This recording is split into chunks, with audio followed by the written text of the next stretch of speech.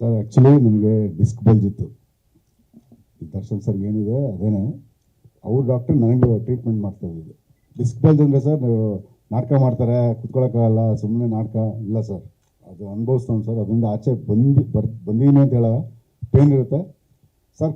Literally ಕೂತ್ಕೊಳ್ಳೋಕ್ಕಲ್ಲ, ನಿಂತ್ಕೊಳ್ಳೋಕ್ಕಲ್ಲ ಸರ್. ಆ ಪೇನ್ ಆಚೆ ಹಾಕಿದ್ದು ನಮ್ಮ ಟ್ರೈನರು ರಾವ್ ಅಂತ. ಅವನು ಪಾಪ ನನಗೆ ತುಂಬ ಬೈಸ್ಕೊಂಡು ಓಡಿಸ್ಕೊಂಡು ನಾನು ಟ್ರೈನ್ ಮಾಡೋದು ಅಷ್ಟು ಸುಲಭ ಅಲ್ಲ. ಅವನು ಪಾಪ ಎಲ್ಲ ನನ್ನ ನೋವೆಲ್ಲ ತಡ್ಕೊಂಡು ನನಗೆ ರೆಡಿ ಮಾಡ್ತಾ ಇದ್ದಾನೆ ಸರ್. ರೆಡಿ ಆಗಿಲ್ಲ, ಬಟ್ ನಾನು ಫ್ರೇಮಿಗೆ ಬಂದ ಮೇಲೆ ಬೇರೆ ಲೆವೆಲ್ಗೆ ಇರ್ತೀನಿ ಸರ್. ಸಿನಿಮಾಗೆ ಏನು ಕೇಳುತ್ತೋ ಅದಕ್ಕೆ ನಾನು ಕೊಡಲಿಲ್ಲ ಅಂದರೆ ನಾನು ವೇಸ್ಟ್ ಸರ್.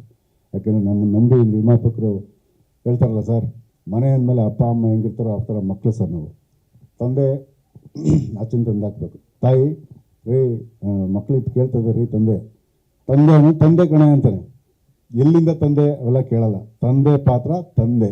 ಅವ್ರು ಎಲ್ಲಿಂದ ತರ್ತವ್ರು ನನಗೆ ಗೊತ್ತಿಲ್ಲ ಏನು ಸರ್, ಅವ್ರು ಎಲ್ಲಿಂದ ತರ್ತವ್ರು ನನಗೆ ಗೊತ್ತಿಲ್ಲ.